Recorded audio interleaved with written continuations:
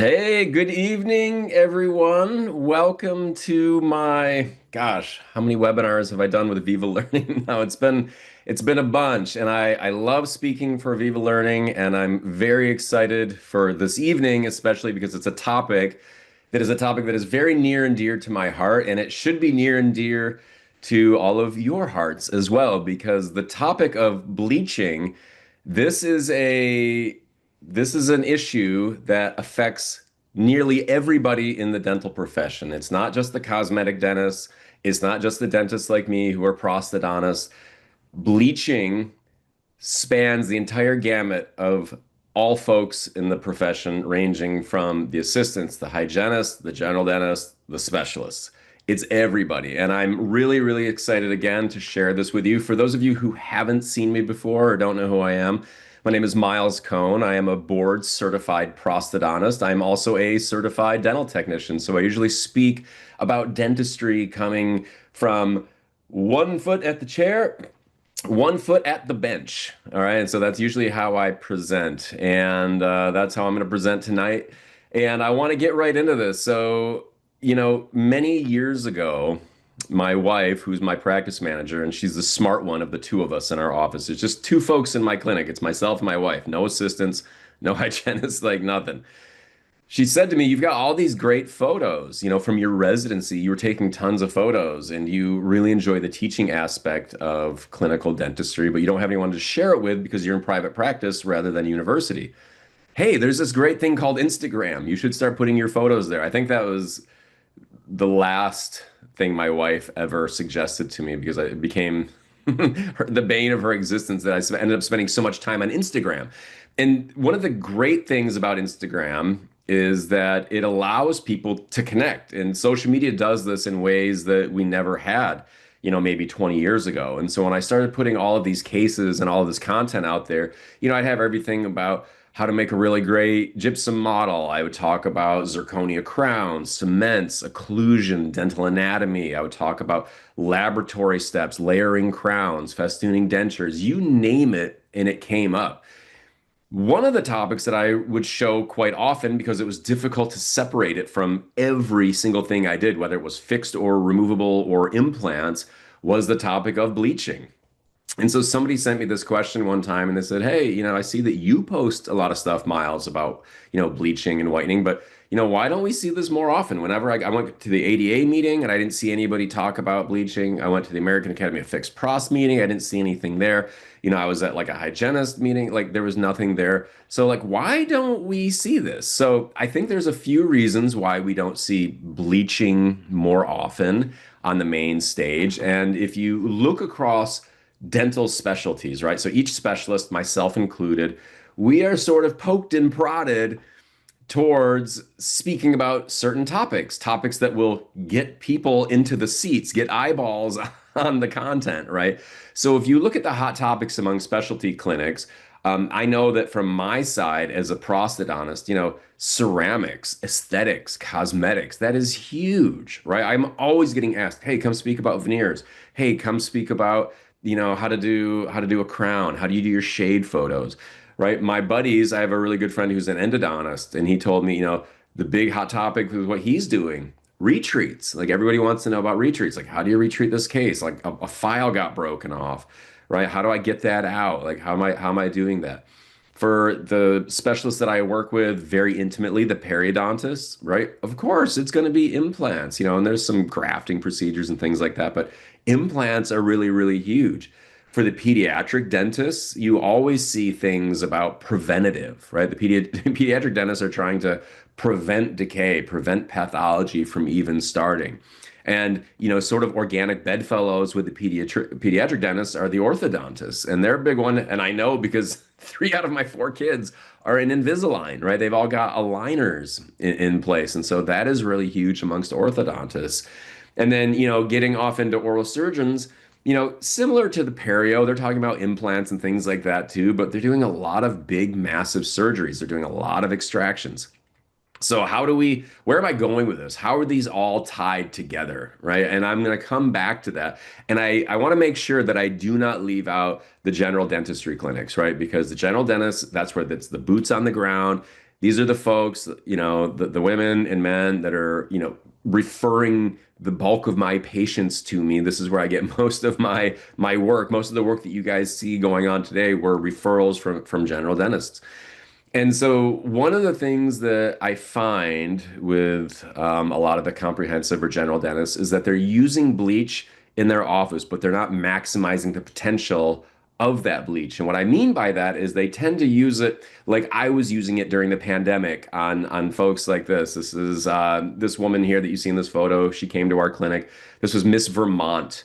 And like a lot of the folks in Maine that are going through these beauty pageants, we had like an agreement with Paula that we would, do their whitening at no cost. They would come into our office. They do like a little PR kind of thing, and it was a lot of fun. And for a long time, right up until the pandemic, actually, this is how I was viewing bleaching and whitening.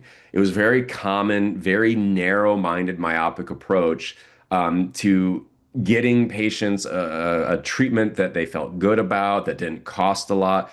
And again, it was just pretty much limited to what we could do in office or making them trays that they would take home. And it was just really, really sort of, I guess now I can say this, 5, 6, 7 years in hindsight, it feels kind of shallow now that this was the only thing that we were doing when there was really, really so much more to the bleaching. But at the time, 2020, I didn't realize that there was much more to it, right? I was just trying to survive. Like many of you guys, I didn't know if I was going into work the next day. And so bleach actually saved us because we weren't drilling a lot of teeth. I don't do emergencies, right? So many of the patients had very little money. They were scared to death to go to the dentist because of aerosols. And so we were doing whitening in our office. And this is what kept us in the black. This is what kept us out of the red. And so at this time, I started doing a lot of reading because I had nothing but time. I had oodles, weeks, months. And so my wife, who I mentioned is my practice manager, and at the time I had an assistant who is now, by the way, a second year dental student at Tufts Dental School, where I went to school, my former alma mater. I'm so proud of her. Her name's Polly. There's a little photo of her down there on the image. So Polly, my wife and I, we did this massive deep dive into whitening and all of the benefits, all the pros of whitening. And we ended up writing this ebook. And this ebook is available. And at the end of tonight's webinar, I'm going to give you guys links to this. You can go to my website. You can download it for free. You don't need to put in your email address. You don't need to even let me know that you downloaded it. You can just go on there. My website does not tag you with a little pixel. I will have no idea if you downloaded it, other than if you tell me, if you reach out to me, days, weeks, months from now and be like, hey man, I read your ebook and I liked it. So that is available to you. So there's some things that I might not cover tonight because we have limited time that are potentially in that ebook. So let's kick off the evening. I want to start because this is, again, most of what you are seeing here tonight. These were questions that I got from folks on Instagram, on social media, in lectures that I've given, other webinars. And one of the things that comes up is people will say, hey, Miles, I hear you talk about whitening, and sometimes you'll use it interchangeably with bleaching. Aren't they the same thing? Like, what's the difference? And turns out they're not the same thing. And when I was in residency, my mentors were very particular. They were very semantical. If you misspoke, if you, said something incorrectly, if you dared call something a bridge, it was 20 push-ups. And that's just how the Army was. And by the time I got out of the military, I was in really good shape. I had a lot of misspoken words, a lot of awkward dialogue where I ended up doing push-ups. And so one of the things that we were always taught is that the process of whitening removes surface staining only, whereas bleaching, which is a chemical process, that removes the stains that are inherent to the tooth color. It's a chemical process that breaks up the double bonds in the tooth and flushes it away. And so I always tell people that while all types of bleaching is whitening, not all whitening is bleaching. And so, for example, what I mean by that is that you can have a prophy, you can get a prophy, and that is going to whiten the teeth. It's going to remove some surface staining, but you're not bleaching the teeth with the prophy. And so I hope that makes sense to you guys. And so for the sake of this presentation, for the sake of, whenever you hear me talking about this, I will usually use the two terms interchangeably because I'm going under the assumption that most dentists know this already, that, all bleaching is whitening, but not all whitening is bleaching. But in case you didn't know, now you know, and you can never go back and say that you didn't know. So what I'd like to do with you folks now that we've gotten that little, housekeeping bit out of the way, because somebody's going to say, "Yeah, man, you said whitening and bleaching. What's the difference?"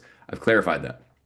I want to go through six different cases with you guys, and I want to address, each of the, six different specialties with this. And so naturally, I'm going to start with pros because this is what I do all the time, right? So as a prosthodontist, I get a lot of folks like Sasha that come into my office. Sasha is one of these individuals. She's as beautiful on the inside as she is on the outside. She kind of lights up the room when she comes in. And when we first saw her, she didn't like to smile, and for good reasons. You can see her initial situation here. She's got a broken maxillary central. That's number 8 for the folks in America. That's the 1-1 for all of my friends and colleagues who are watching this, pretty much everywhere else in the world. And she had a very large composite that had some recurrent decay at number 9. That's the 2-1. And then she had some disproportionate, teeth on her laterals. She was kind of a mess, right? And so we get these patients all the time. Usually, what I will do, 99% of the time, I will ask the patients in advance, "Hey, we're going to be doing this porcelain. We're going to be prepping your teeth, right? You're going to get, for Sasha's case, for example, she's going to get 3 crowns. She's going to get a single veneer. We should whiten in advance. That would be the prudent thing to do, right?" And oftentimes my laboratory technician will say to me, like, "Miles, you should really like whiten these teeth, maybe even do some internal whitening." We'll talk about that later on. But in Sasha's case, she had a relatively good stump shade, right? The stump is that underlying tooth portion. And this doesn't require a lot from my ceramist to make this case really great. And so, I'm a modern day individual. You'll see a lot of things that I do in my office. I do a lot of digital stuff. I do a lot of analog stuff. And so for Sasha's case, we decided to scan her case, and we also used in-office technology, milling units, right? I speak for some companies that make these milling units too. And so we mill out these teeth, and it's really, really great. And we can layer and we can do all kinds of fun stuff with her, and it's very efficient, very convenient.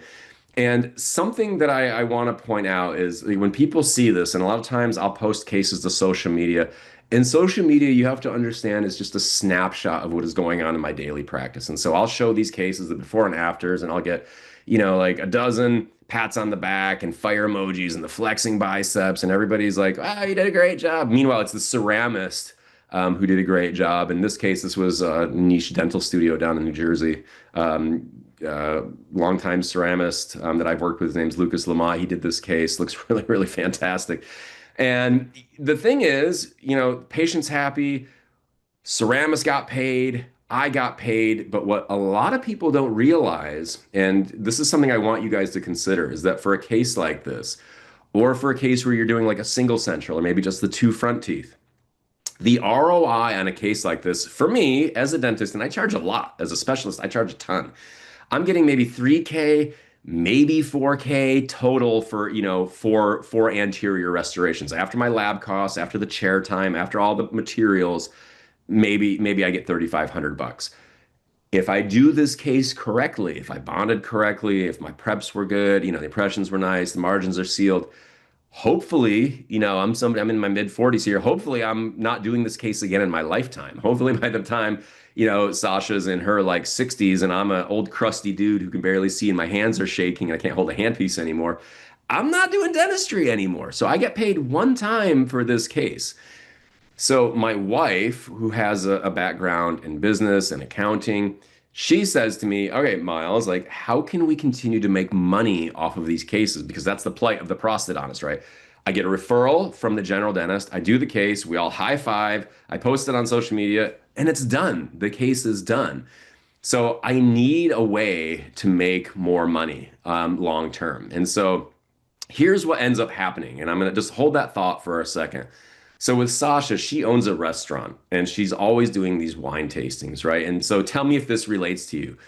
How many times have you done some crowns on somebody, right? And they come back, you see them maybe for their 6-month recall. If you're somebody like Sasha, you've got a bunch of fillings. We keep her on like, the periodontist is seeing her on like a 3 to 4 month recall kind of thing quarterly. And she comes in and she says, "Hey, Miles, I love my smile. But when I look in the mirror, I notice that the crowns are a little bit brighter than my natural teeth." And you take a look here, and she's got this juxtaposition. Her crowns are in the bleach, and that's a veneer on number 10 there. That's the 2-2. It's like bleach white, but her canine is an A2. And so her natural teeth have aged. These crowns, these ceramic restorations are essentially a time capsule, right? So she's stuck in like a time warp with these. And I always say that those crowns, those restorations, especially in the anterior, those become the canary in the coal mine. And that's going to let that patient know, hey, it's time to like whiten your teeth again. If you haven't done it before, hey, maybe you should go get your teeth whitened. And so this is how we keep patients coming back. So Sasha calls, she wants to know if there's anything we can do. And I said, hey, we've never whitened your teeth before. Let's make some custom trays for you and whiten your teeth. The crowns themselves won't change color, but your adjacent teeth will. And so we make these trays for her. We've already got some digital scans from the day that we put in her crowns and her veneer. And now we're just going to keep her on a maintenance program. And the product that I use all the time, and I'm speaking for SDI, of course, we use this product called Pola Night. And people are like, why do they call it like Pola? So SDI, for the folks that don't know, SDI stands for Southern Dental Industries. They are a wonderful company. They're out of like Melbourne, Australia. And so if you imagine how somebody from an Aussie would say the word polar, which has, implications of being fresh and cool and crisp, right? If you were an Aussie and you said the word polar, it would sound like Paula, right? They kind of eat the R at the end. So that's where Paula comes from. And the reason why it's called night is because you can wear it overnight. It's a very slow release bleaching gel. And so I will give this to Sasha. She will wear it overnight, and it's a 10% carbamide peroxide. And anybody, again, who has ever seen me knows that of all the products, the bleaching products that I use in my office, this makes up probably 85% of all of the things that I use. I am going to show a few of the other products that I use in my office, but this is the one that I really want people to focus on. This is the one that the ebook really concentrates on. And to me, this is the gold standard. And so in our office, right, I mentioned before that for Sasha's crown and bridge work that we did, we're getting maybe 3 to 4K, for that one time. But if you look at the ROI for the bleaching gel, right? So I buy it from like Henry Schein, for example. If you guys have like a Patterson account, whoever, the supplier is, that's where I get my bleach. And I pay a price for it, and then maybe I make $50 profit per box when I sell this to Sasha. And now she's going to come in, once her teeth are whitened, she's conscious of, her teeth changing color around her artificial restorations. So she spends about $50 a box 3 times a year. It's like $150, a year, $150 to $200 a year she's spending on bleach. And you do that over a 20-year lifetime of, say, those crowns. I'm going to make 3 to 4K just on this product. These are consumables. And now here's the great thing about this is I don't need to see Sasha in the chair anymore, right? So I give her the trays the very first time to make sure that they fit, to show her how to apply the bleach, to show her how to use this. And then after that, like she's on her own. She's a smart woman. So she's going to use these bleaching trays maybe 3 to 4 nights out of each month, maybe once a week, maybe not even, right? Depending on their diet. If they're eating, tons of steak with steak sauce, if they're like, they got a Camelback filled with black coffee that they're walking around with all day, yeah, then their teeth will get a little bit darker. And so then they can always use this more. They're free to use it more. It's more money for me, right? So that's how I'm really generating a lot of revenue in my office. And I know a lot of people want to put out, an all points bulletin to get more patients in for veneers, more patients in for implants.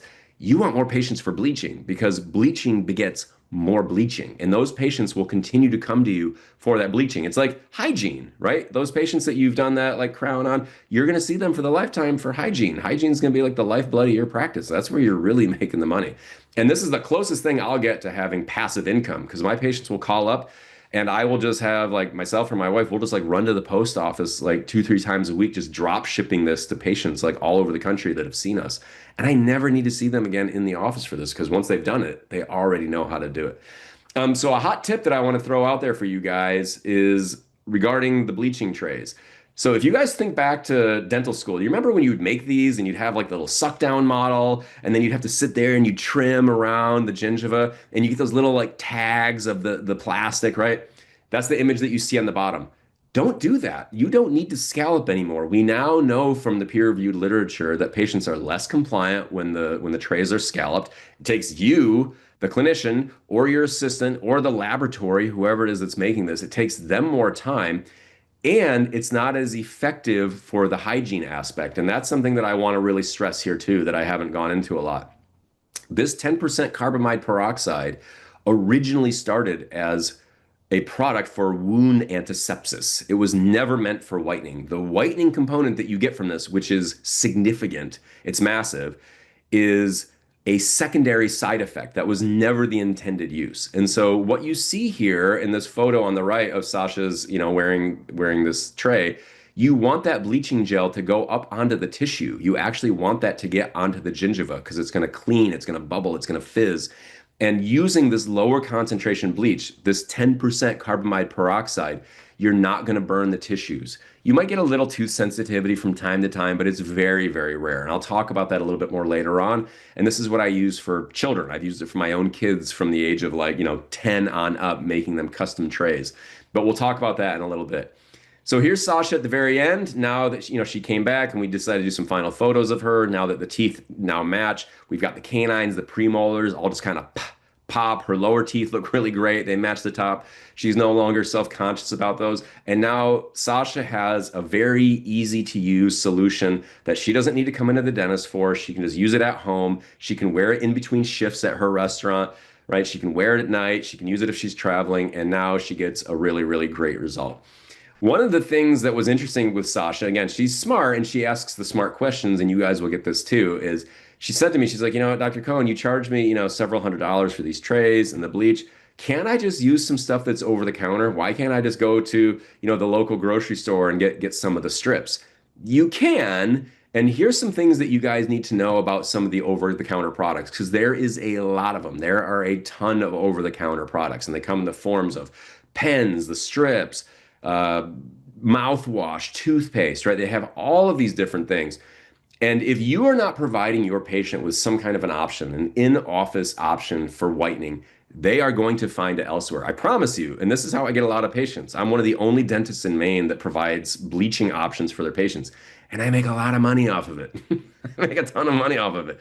So if you're not offering it, either the grocery store is going to have it or some dentist down the street like myself is going to do it.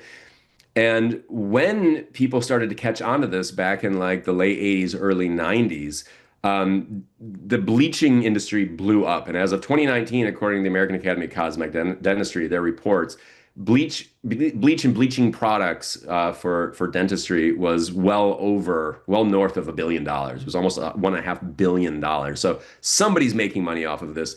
I think you guys should. And so your patients will ask, hey, I got this like charcoal toothpaste. What are your thoughts about charcoal toothpaste? And so I always love to throw some things out there, some true, false, get you guys kind of thinking about this, right? Because patients, what happens is they end up like brushing their teeth with this black toothpaste, and then they rinse it off, and they see that juxtaposition between their teeth being like muddy and dingy looking to kind of whitish. And so they think that it works. And so what we know actually though is if you look at any products, and I don't mean to single any charcoal toothpaste out. This one just happens to be the Burt's Bees that I found at the store. If you look under inactive ingredients, meaning ingredients that don't do nothing, right? Guess what one of the ingredients is? It's charcoal powder. It doesn't do anything. It's right there hiding in plain sight. So I always show this to my patients. I'm like, I know you think it does something, but it doesn't. Some of the products that do actually work. Now, these are like the Crest white strips, for example. You could get that at any grocery store. The opalescence, usually that's like a dentist prescribed kind of thing. And so, people always ask me, well, what are your thoughts about those, right? Like there's all these kind of pre-formed trays, there's little strips, like why can't they just use those? Again, you can, but what do these products have in common? This is the thing that I always like to ask people. Spoiler alert, it's hydrogen peroxide. And it's not just any hydrogen peroxide, because the 10% carbamide peroxide, that also breaks down into hydrogen peroxide, but it's like a 3.3%. It's very, very low, right? So these strips, aside from, whitening your teeth, they'll also whiten your gums as well, right? So that's me. And I remember when I did this at home, I was trying these strips, and it wasn't necessarily the Crest white strips. Again, I'm not trying to single anybody out. It was some brand of white strips. And I remember shrieking when I went to the restroom to take a look. And my wife was like, what happened? And I said, I've maimed myself. I'm hideous. And she's like, oh my gosh, it looks like microwave chicken. And I told her, I said, you're really not helping. Like I'm drowning here and you're describing the water. Fortunately, that microwave chicken look, it went away after, a few hours. But I'll tell you what, the next day, my goodness, it was like I dared not drink a salty margarita. It burned the crap out of me. So it wasn't great. So beware of some of these other products. You want to get a product that is dentist prescribed. And again, this is one of the reasons why I really like and appreciate SDI and the Pola products because you need to be a licensed clinician, a licensed dentist in order to get these products. And your patients will tell you that they see it on Amazon. They went on Amazon, and again, buyer beware. You have no idea what is coming from there. Products that I've ordered from Amazon in the past, not necessarily bleaching products, but any sort of like, over the counter stuff. It's had different expiration date. The box was opened. It made me wonder if what was in the package was really like what was in there. Is this actually Advil or Tylenol? I don't know. So just buyer beware. All right, now that we've gone through pros, got that out of my system. We'll go on to endo. So what can we do with bleaching for endo? And so as I mentioned before, retreats are really, really big in the endodontic community. And so for my buddy, who's an endodontist, we wrote this paper a couple years back called Inside the Tooth, Outside the Box. And we wrote this because we both knew about dental dyschromia and the problems that patients like Jason here have when he presented. He had an existing crown. Again, this is number 8 or the 1-1. And big surprise, which tooth, needs to come off. And it wasn't even the shape that he had a disagreement with. It was just this black spot that was forming underneath that Jason was concerned about. So we cut this off. I take some photos. I show my ceramist, and he's got this necrotic pulp in there. And my ceramist says, "Oh, brother, how are we going to make this look good? I'm concerned because that stump, the underlying substrate of that tooth is so dark that when you put something, a translucent ceramic over the top, it's going to look dingy and gross." And you know where it always looks the worst? Right at the gum line. It always looks bad there, right? So how do we treat this? Walking bleach. And so walking bleach is one of these techniques that a lot of people don't know about. A lot of these people, or they kind of heard about it, but they've never seen it in action. So this is walking bleach. So Jason goes to my endodontist, and for like 75 bucks, he goes into his tooth, cleans out the pulp chamber, puts bleach in there, right? And then now that bleach starts to change the shade of the tooth from the inside out. And now if you guys just saw this top photo, you would think, oh, that's a zirconia abutment. That's an implant zirconia abutment, but it's not. It's natural tooth, right? And so we've got our tooth, the substrate to a nice color. And what I always do is I have a temporary in place. This is the provisional here. I let my endodontist drill through it if he needs to. I'm not that precious about it. He can take it off. He can do whatever he needs to do to make his life easier. And so he sends me this radiograph and he's kind of explaining to me how he does this. So he says, we've got the gutta percha in there and, he's removed some of that gutta percha to like 3 to 4 millimeters below the CEJ. And again, I'm a prosthodontist, man. I don't do this kind of stuff. I get worried and freaked out. I start going below the CEJ. That's not my realm. This black and white, 2D thing. It's not my jam. So he goes in there, puts the bleach about 3 to 4 millimeters below the CEJ, puts some Cavit on there, and lets it sit for a week. And now, one of the nice things, again, about using this 10% Polanite, which is the carbamide peroxide, versus the standard, which is superoxol, which, by the way, is a 35% hydrogen peroxide. That is really nasty stuff. One of the issues you can have when you use superoxol is you can have internal resorption, right? And nobody wants that. And so by using a lower concentration bleach like the Polanite, you mitigate your risk, right? It's such a slow, extended release bleach. It's very viscous. It's got a lot of water in there. It's gonna release the hydrogen peroxide in a very safe and controlled manner. And something else to consider, right?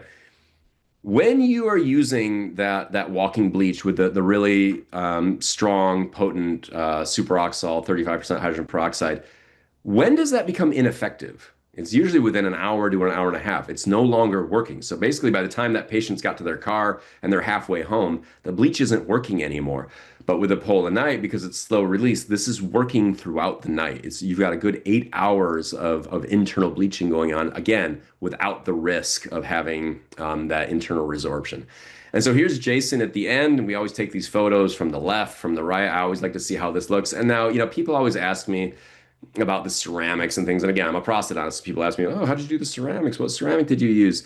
And what I like to tell people is like, it's the archer, not the arrow. A really good ceramist can, make a great looking crown with various materials, whether it's like lithium disilicate, feldspathic ceramic, zirconia. But what I will tell you is that every single case that I look at like this, and every case I'm going to show you guys tonight, I see like two or three things I would have changed. And the ceramists, I'm telling you, they see like five or six things that they would change. But I'm not gonna share that with you. That's beyond the scope of tonight's presentation, and I don't want to give away all the secrets.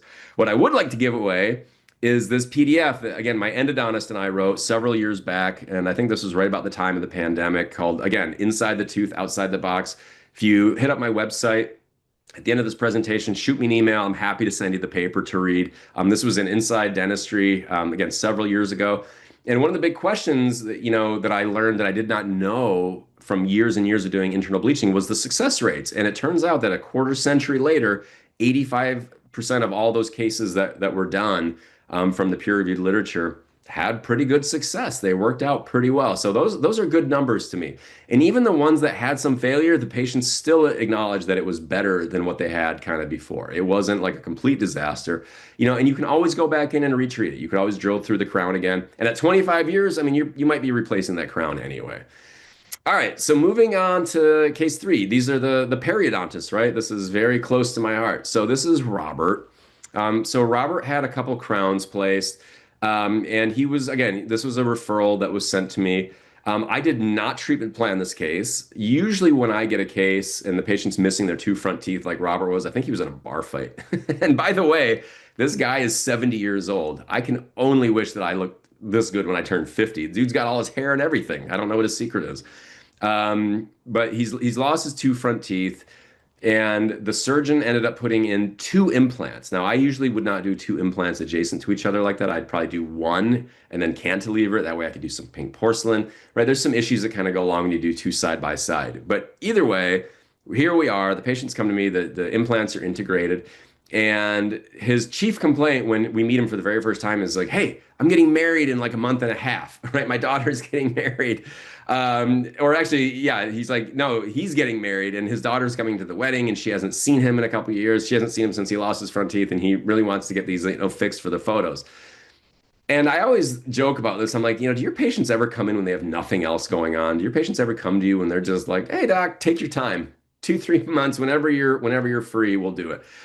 And I noticed that he's got this flipper in, and I was like, "Hey, Rob, can't you just wear the flipper?" And he's like, "No, I hate my flipper." Right? Which one of your patients loves their flipper? Like nobody loves their flipper. Like they can't wait to get rid of this darn thing, right? So Robert comes in, and I check the implants, and they're these Straumann BLX implants. They're meant for like really, really. They've got like really aggressive torque on them. These ones are at 70 newtons per centimeters. You can check with an ISQ, reader. There's different ways you can check these out. But I called the oral surgeon. I say, hey man, or sorry, the periodontist. I'm like, hey, can I, load these? Is this fine? He's like, you know what, Miles, if you go ahead, I know it's gonna take probably, a couple weeks for you to get these crowns back. You should be fine. So when he comes into my office again, we're using some digital dentistry, and digital dentistry has really changed the way we do a lot of things. And my office is a for-profit business, right? So my wife, who's telling me, you got to prime the pump. We can't just bring this guy in and do two crowns. And we try to learn from our mistakes. They say that, higher mammals learn from their experiences. So with Sasha, for example, I made the mistake of not bleaching her teeth ahead of time and giving her those trays ahead of time. So for Robert, I'm like, hey, Robert, we should whiten your teeth, man. What do you think? And he's like, yeah, I'm in. Let's do it. Let's whiten my teeth. So the same visit, not only am I getting like a down payment for the crowns, you can see on the left, the video here, those are the scan bodies. We scan that, send that off to the lab, start making his crowns.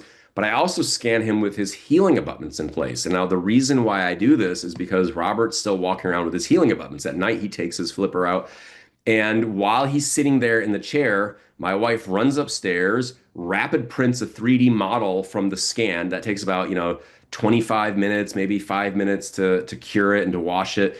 And then she makes a suck down tray for him, and that takes about 5 minutes. And so we've got these two trays. And so from the time he sat down in my chair, scanning to delivering these bleaching trays was about 45 minutes. And big surprise, guess which bleach I'm using? Again, I'm giving Robert the 10% carbamide peroxide. That carbamide peroxide is going to get around those healing abutments. It's going to help heal his tissue because he's wearing that flipper in there all day long and it's getting kind of janky and kind of gross.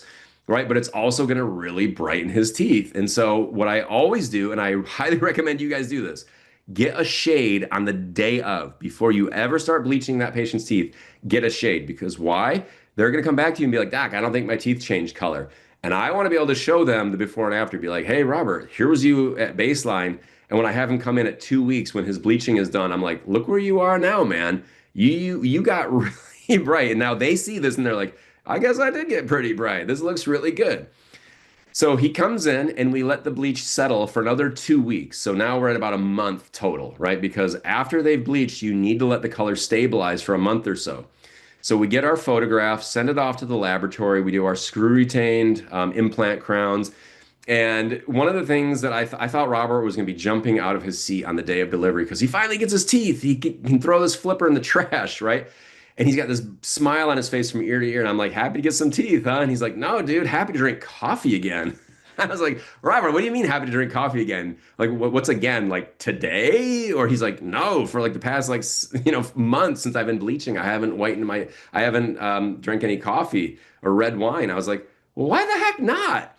And he said to me, he's like, well, he had bleached his teeth long ago, and a dentist had told him that he needed to be on a white diet. They're like, yeah, you can basically eat tofu, cauliflower, and liquid water made from scratch, and that's about it. And I said, okay, but that's not true, Robert. And again, so this is another area where I kind of did not do right by my patient. Like, right. So for Sasha's case, I should have bleached ahead of time.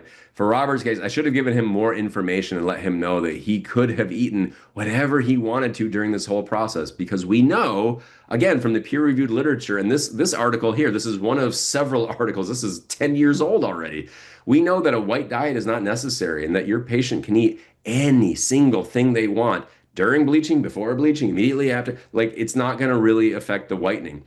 Every evening that they're whitening with that tray in place, that custom tray and that 10%, I mean, they're eliminating months of staining, right? You're eliminating a ton. Probably every hour they're wearing that in is probably about a week's worth of, coffee and red wine and pasta sauce. So please make sure that you tell your patients, give them a smile, give them some reason to come to you instead of going to the guy down the street, right? Because you're going to tell them, guess what? You get to be the good cop and say, you can drink coffee, you can drink red wine right away, man.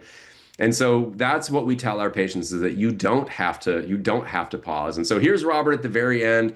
We got him a really, really nice result. And again, I can't believe this guy is like 70. He looks amazing. And he looked great for his his wedding. And he sent us some photos and it was really, really great. And I was grateful that we got a chance to treat him. And now, so far for many of these cases, they've been all about cosmetics, right? And that's kind of how I opened this up by saying, don't think about it so linearly, like, oh, well, bleaching whitens teeth and whitening is good because it makes people look better, blah. I want you guys to have a mindset shift and start to like wrap your brain around this notion of the 10% carbamide peroxide having a benefit other than just the whitening, which again is just the secondary side effect.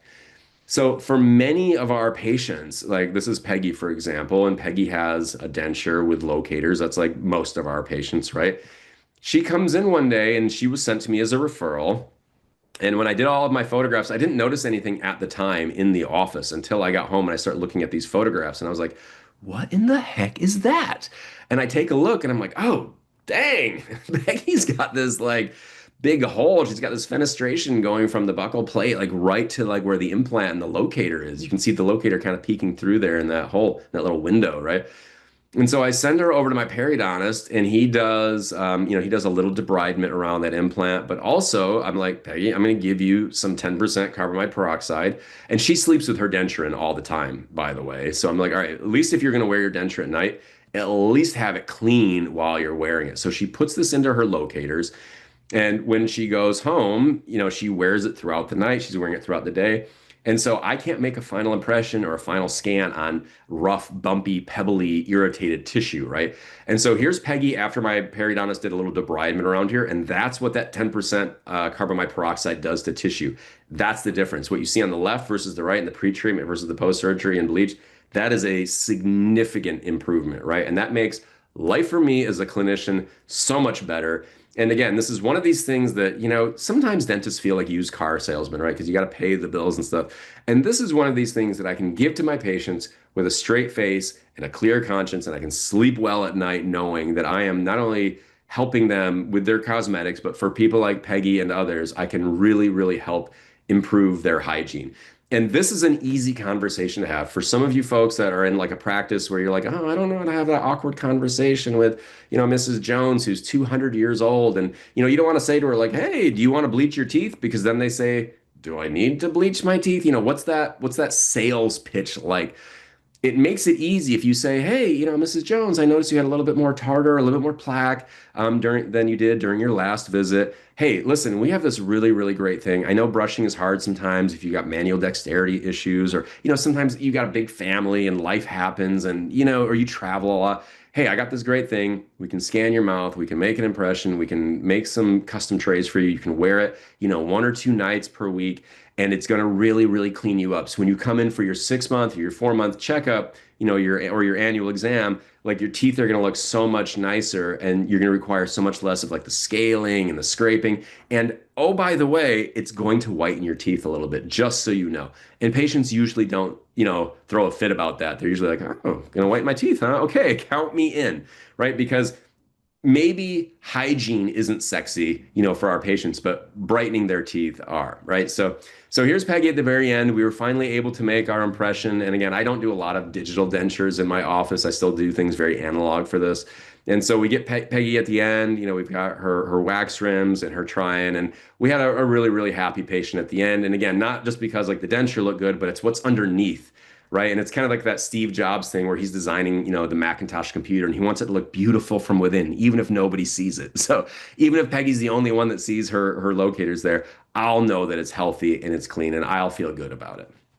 So here's another topic, and all of these are somewhat near and dear to my heart, but this one is in particular because this is my own daughter, right? And so people always ask me, well, what would you do for your family? I'm going to tell you what I do for my family. This is at the time, she was 11 years old. And I did not realize how mean girls were to each other at school. Had I known, I think I would have had a different sort of a view of like, the girls in my school. I wouldn't have maybe teased them as much if I had known like how much the other girls were teasing them. And so my daughter here, she doesn't want to show her face because she was really, really embarrassed by the way her teeth looked.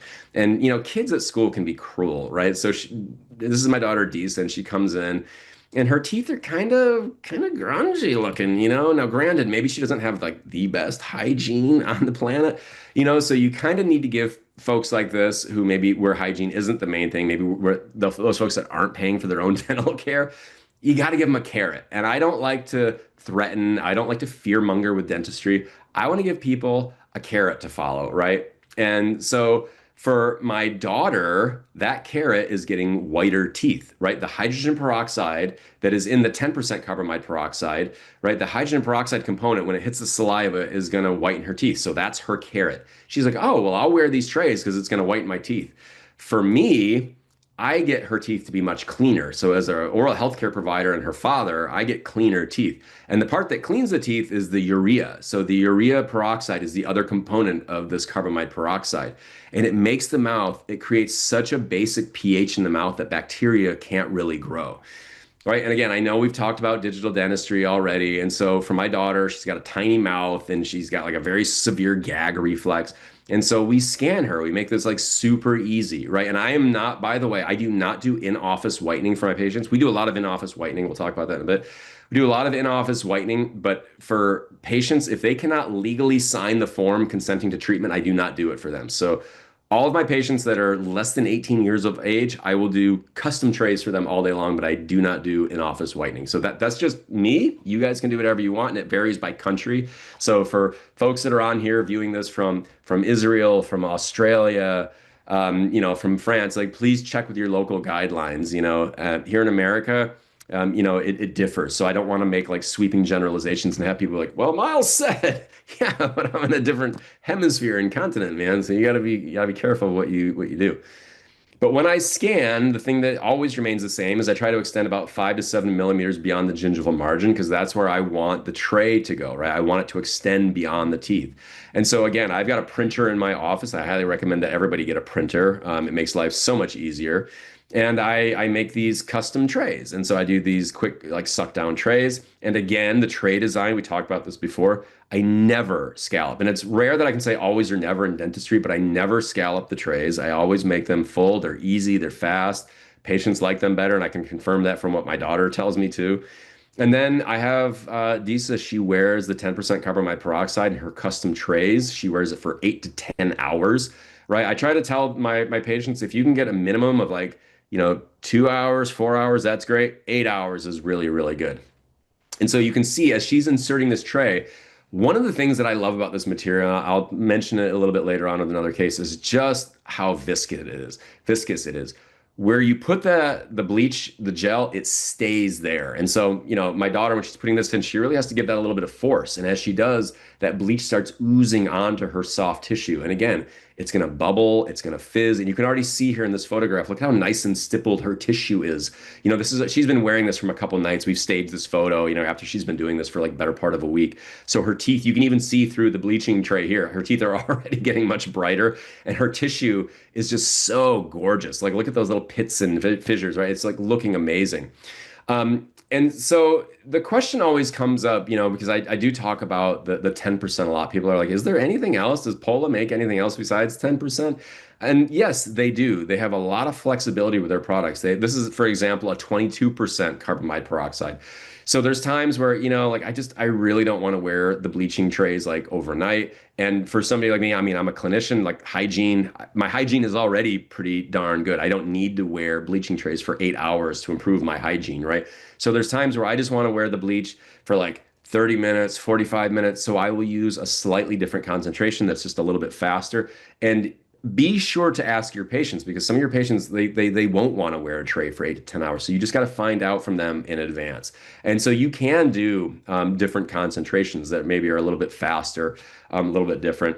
And one of the other things, again, that people ask me is like, well, hey, have you ever heard of, and I'm not going to mention any other companies here. I don't want to company bash. That's not what I'm here for. But they'll say, hey, what about like this company, blah, blah, blah. Why don't you use their products? I heard they're really good. I even read a paper about it. And I'll say, yes.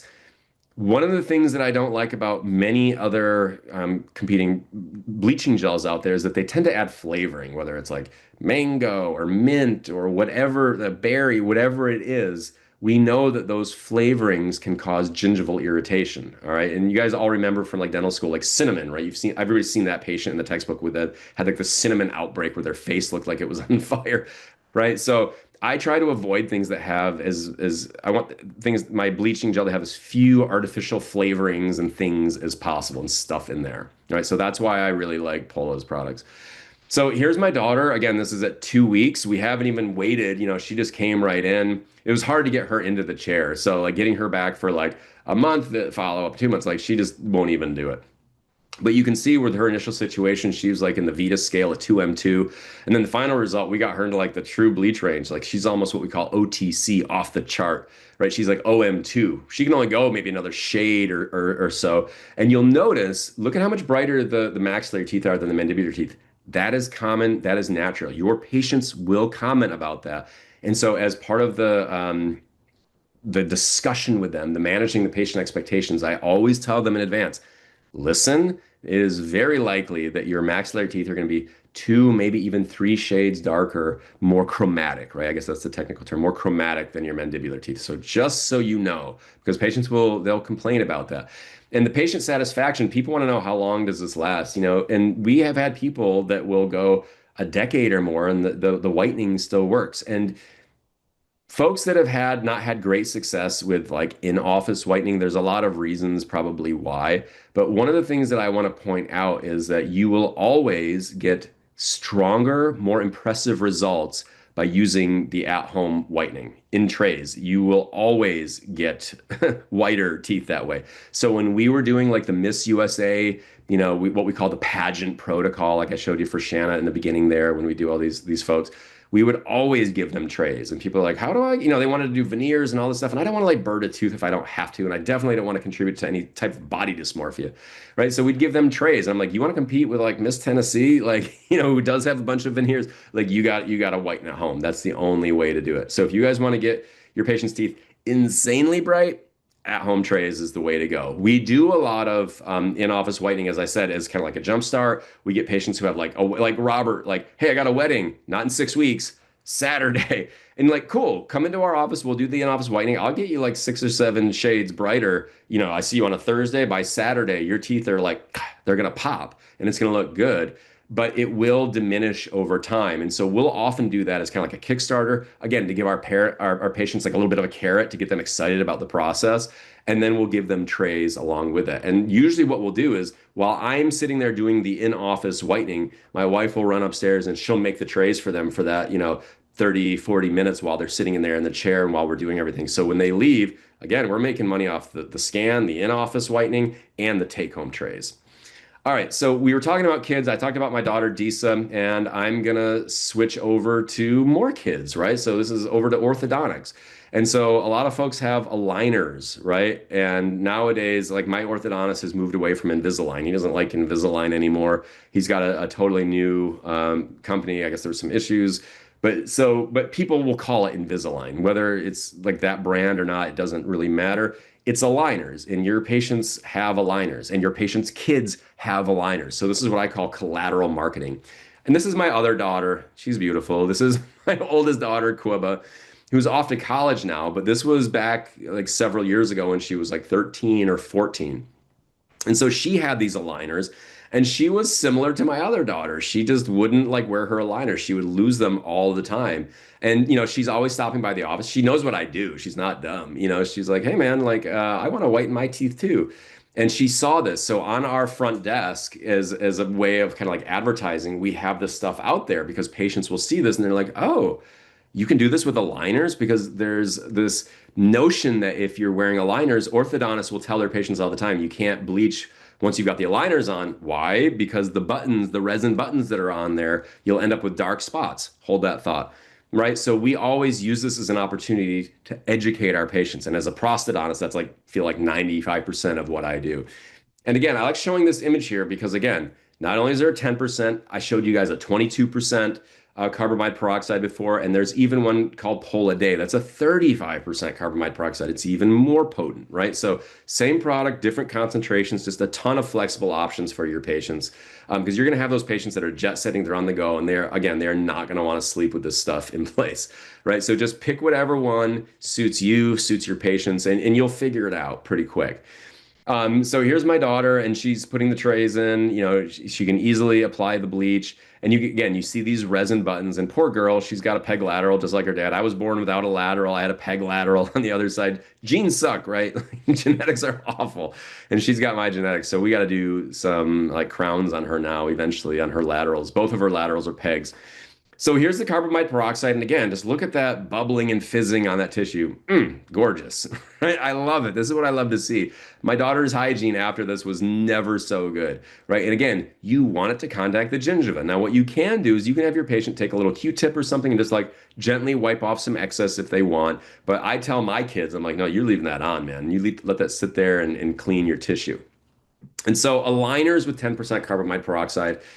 This is one of the key aspects of our clinic that we started making so much money on. And I don't even do aligners. I don't do that in my office. But like I said, every like mother, father, uncle, grandparent who came in that was getting like a veneer, an implant crown or something, they see that we have whitening for aligners.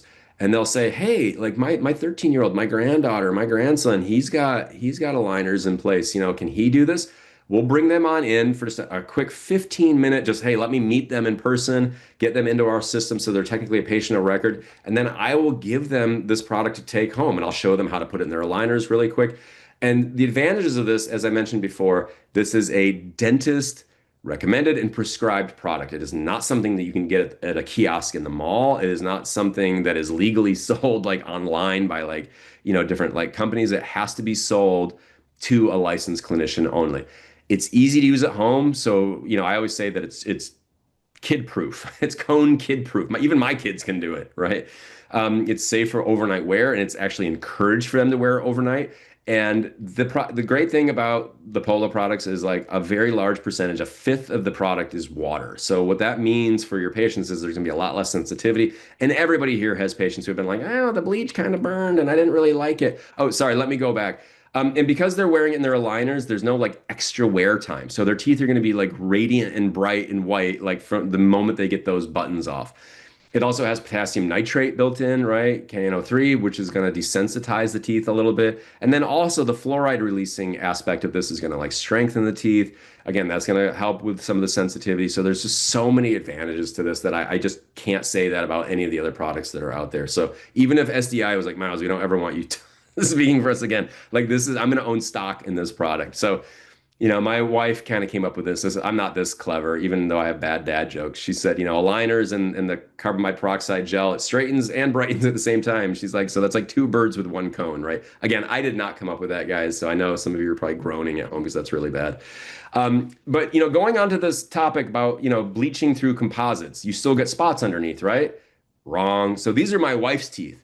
And I remember doing this on her in the office, and she's like, "What are you doing?" She was like passing out, like falling asleep while I was bleaching her teeth. It was like the only time. This is like 4 years ago, and our kids we got like four kids under the age of like 12, and they're just running her ragged. So she's like dozing off in the chair, and I'm applying little like etch and bond, and a little button. She's like, if you're doing what I think you're doing, you better not be doing it.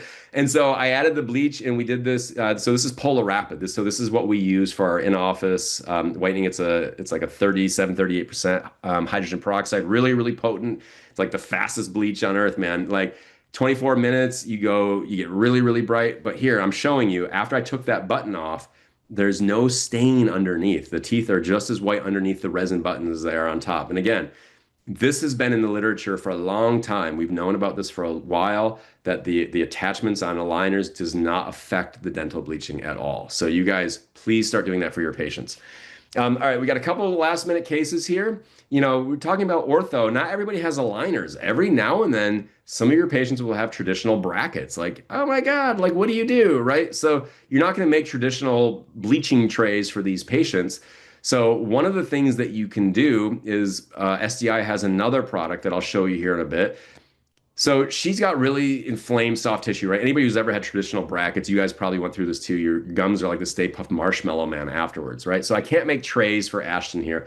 So I give her this Pola Light. And the Pola Light is sort of like a generic, sort of like mouthpiece. It's like a one size fits all or one size fits most. And like many of the Pola products, it's got different concentrations. It's got a 9.5% hydrogen peroxide, which is pretty potent stuff. It's also got a 22% carbamide peroxide. And for my patients that also want the hygiene like Ashton, I will give them that 10% carbamide peroxide as well. And now there is a light on this, and people ask me often, they're like, "Oh, does that light really help? Is the light effective?" And what I tell people is, I don't think that the light is effective. But what I use the light for is so when people like Ashton take this home, they put it in. I have them, especially when they're using the higher concentration, I have them use that light as an indication of when it's time to take the bleaching tray out, right? Because I don't want them to overdo it, especially if they're using the stronger concentrations.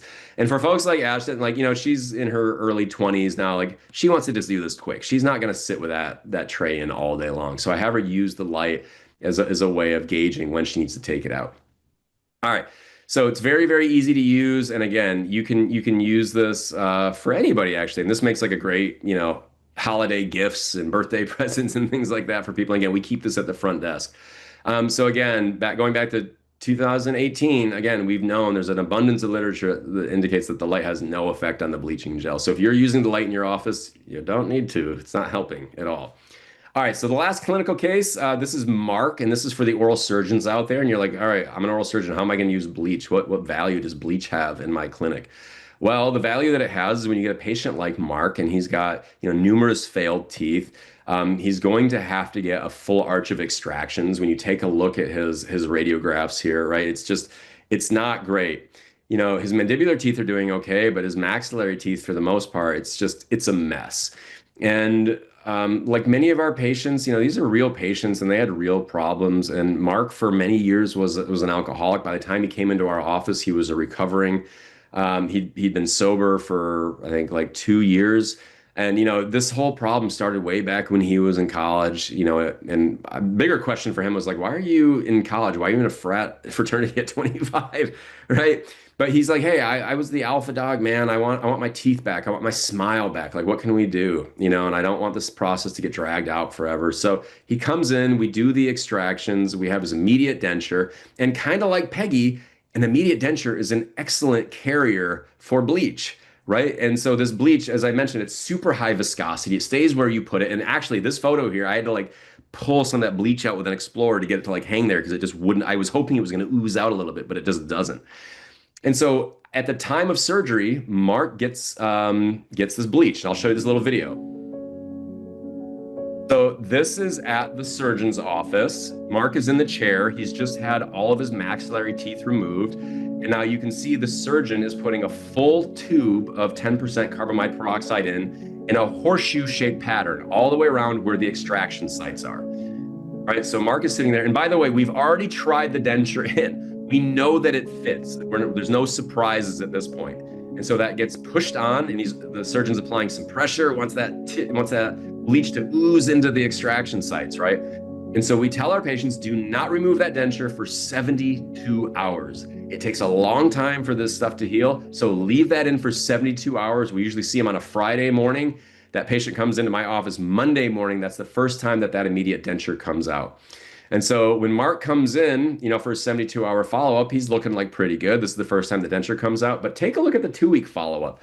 And what I want you guys to know is that after the 72-hour follow-up, I did an experiment. I said, Mark, I want you to put the bleaching gel in only on the right side of the denture. Some of it is going to leak over like the midline a little bit, but look at how his left side looks with none of that bleaching gel compared to the right side. That is impressive. As I showed you guys before with Peggy, like this stuff really, really works. Start to think about 10% carbamide peroxide other than just the cosmetic aspects. And by the way, Mark did use it for the bottom, by the way. He did use some take-home trays for the bottom. So after we, got him nice and bright, we did a couple of class 5 restorations on the bottom. This is a denture that he's got on top. This is an implant overdenture that he's got on top. I think we did a really nice service for our patient, not only providing him with a denture that has some dignity, but also really caring for his oral health. And so Mark was great at the end. He gave us this kind of look, and this was awesome when at the front desk when he's got a tear in his eye and he can't thank us enough and he wants to, write us a 5-star review and send patients our way. So getting a great final result and a happy patient at the end, it's just win-win across the board. And as we kind of close up here, you guys, I just want to mention again, we've got an ebook that was written by my wife, my assistant at the time, and myself that was put together, in conjunction with SDI. You guys can get that through my website. Happy to send it to you if you want to read more about this. And at the end of the day, guys, I'm so happy that you all came out. I'm really, really excited about this topic. And if we have some time now, I would love to hear some of your questions that we have.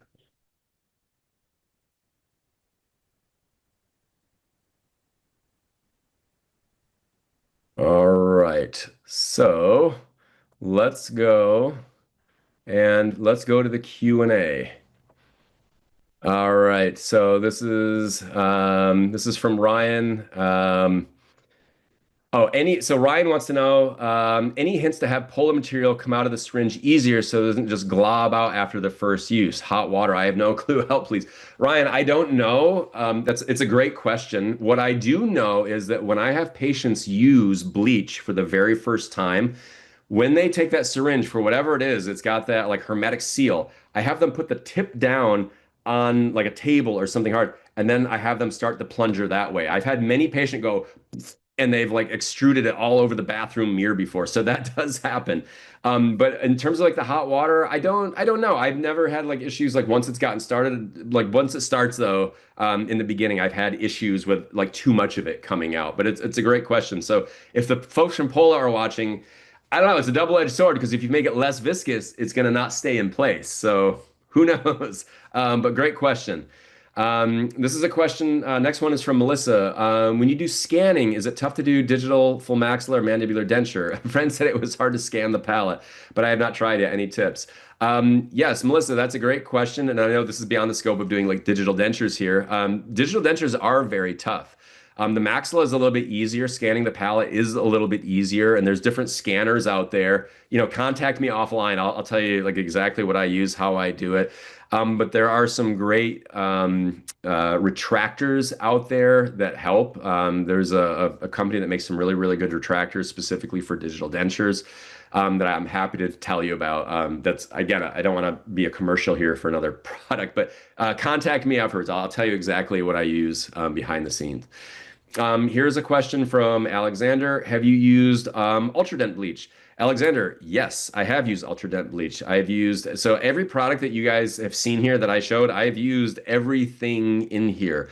Ultradent is a very well respected company. Again, there's a lot of peer-reviewed literature about their products. Um, what I will say, again, I think it's a good product, and I know people have had great success with it, like people have had great success with many bleaching products. One of the reasons why I personally don't use the Ultradent is because many of their bleaching products do have flavorings added to them. So that's why I tend to stay away. Okay. Next question is from Maria. What do we do when teeth are sensitive? Potassium nitrate. Maria, that's a great question. Potassium nitrate is what you want to use. Act. You can also use Act mouthwash. That's also great. And yeah, so things like that. Those are tooth desensitizers. Those really, really help. Question, I think it's from, is it Lisa or Lissa? So with the charcoal toothpaste, what I had always heard was that the charcoal wears down your enamel. Yes. If you're using it regularly, it does. When I look under my loupes and I see people that have been using it for a long time, you see scour marks across the teeth. Like it looks like glacial tracks. I use it and did notice a shade difference, but it made my teeth really sensitive. Do you have any thoughts, opinions about it wearing it down the enamel? I can't recall where I had previously heard that information. I just don't want to spread information. Yes, it does wear down the enamel. It's like almost like brushing your teeth with kitty litter. It's so gritty. Like stay away from charcoal toothpaste. Stay away from the charcoal toothpaste. I'm not entirely surprised that it made them very sensitive. And then one last question here from Melissa.